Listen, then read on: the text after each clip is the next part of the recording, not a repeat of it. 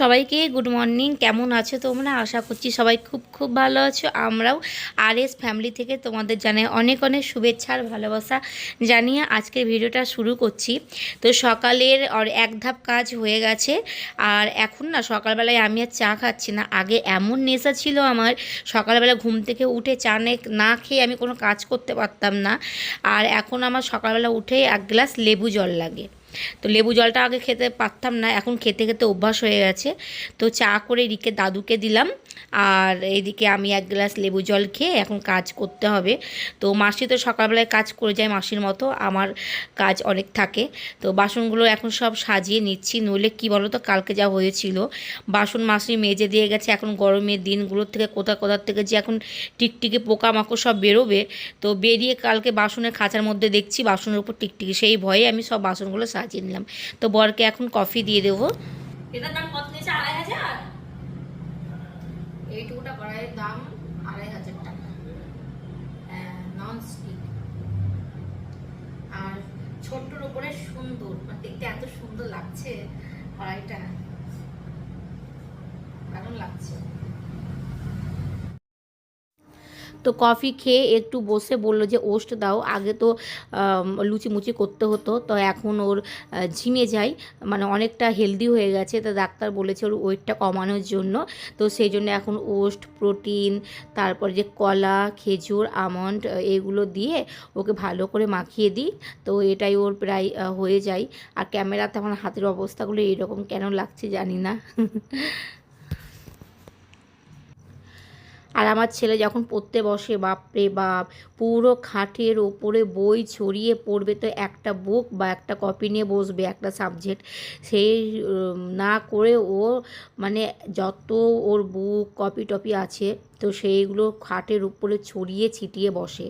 আর ও স্কুলে গেছে, তো ওকে সকালে একটু রিভিশন দিলাম বলেই অতটা খাটের উপরে ছড়ানো ছিটানো ছিল। তারপরে হচ্ছে ড্রেস, মানে ড্রেসগুলো আমি সবই সামনেখানে গুছিয়ে রাখি, যে সকালবেলায় আমার ছেলে যেন খুঁজতে না হয়। ও কী করে, আমি ধরো একটু বাইরে যখন রান্নাঘরে থাকি, যে ওকে একটু কিছু খাইয়ে পাঠাবো, তখন ও এসে একটা ড্রেস খুঁজতে গিয়ে জামা কাপড় সব ছড়িয়ে ছিটে একাকার করে দেয়। তো তারপরে স্নান করে নিলাম, আর এখন ঠাকুরের এইখানটায় মুছবো।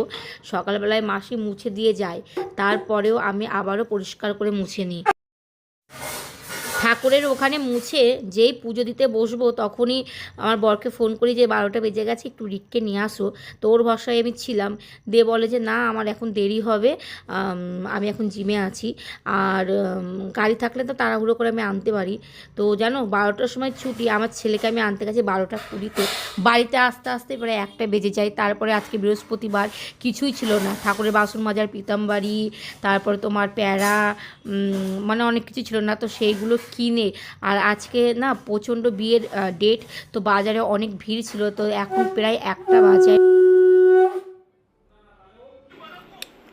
কই তাকাও, স্কুল থেকে এসে খিদে পেয়ে গেছিস, সকালবেলায় না খেয়ে গেছে একটা ডাল পুরি আর মিষ্টি। কেমন পরীক্ষা হয়েছে বাবান? কেমন দিয়েছে পরীক্ষা? মা, তো আজকে রান্না করব মাছ, রুই মাছের গা মাখা করবো। তো এখন মাছগুলো ধুয়ে নিচ্ছি।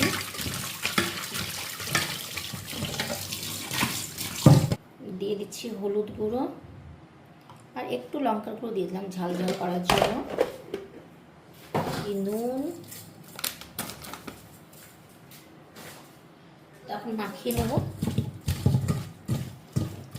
মাছগুলো ভাজতে বসিয়ে তারপরে আমি আলু কাটবো, মশলাগুলো করে নেব।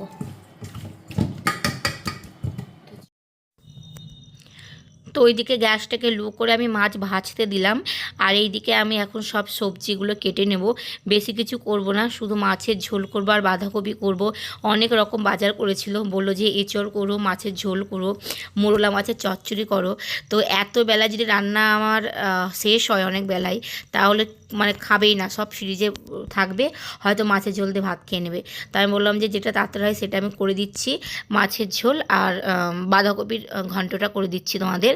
তো এই দেখো মাছের ঝোলের জন্য আমি মশলাটা কষিয়ে নিয়ে তারপরে আলু দিয়ে দিলাম, আর এখন মশলার সাথে আলুটাকে কষিয়ে ঝোলের জন্য জল দিয়ে দেবো। আর বাঁধাকপিটা আমি করব মাছের মাথা দিয়ে। তো আর একটা ওভেনে দেখো আমি মাছের মাথাটা ভেজে নিচ্ছি। তো অন্যান্য দিন আমি কি করি বলো তো, অন্যান্য দিন আমি বাঁধাকপিটা একটু সেদ্ধ করে নিই। তো আজকে অনেকটা দেরি হয়ে গেছে বলে বাঁধাকপিটা এমনি পুরো মাছ ভাজা তেলের মধ্যেই মানে 5 ফোড়ন এগুলো সব ফোড়ন দিয়ে তারপরে বাঁধাকপিটা বসিয়ে দিয়েছি। বাঁধাকপি হতে একটু টাইম লাগে,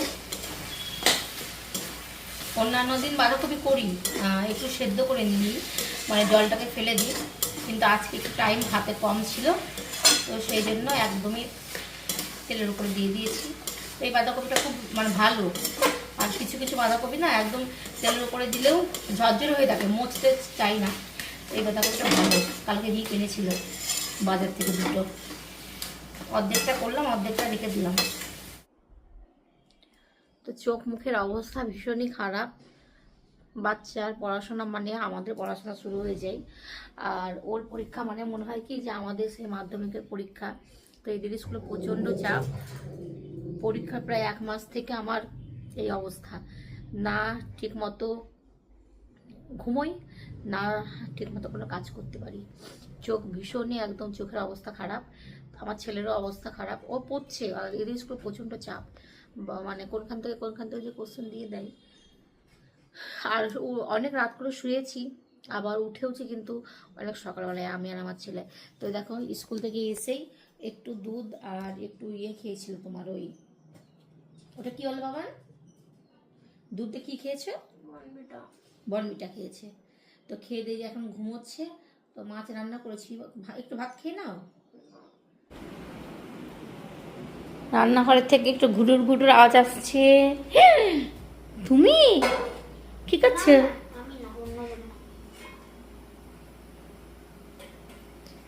স্কুল থেকে এসেও দুধ খেয়েছে, আর এই যে সন্ধ্যাবেলা ঘুম থেকে উঠেও দুধ খেয়েছে, দুধ খাচ্ছে আর কি, খেয়েছে বলছি খাবে। আর আজকে রুই মাছ রান্না করেছি, তো সেই জন্য রুই মাছ খাবে না, বললো যে আমার জন্য চিংড়ি মাছ করে দিও। এই যে চিংড়ি মাছ আছে, গলদা চিংড়ি, ওর জন্য এখন করবো না, এখন তো সন্ধ্যাবেলা একটু চাটা খাই, দিয়ে একটু পরে করে দেবো। বলো আমরা খাবো এখন সন্ধ্যার সময়, আমাদের টিফিন ভেলপুরি।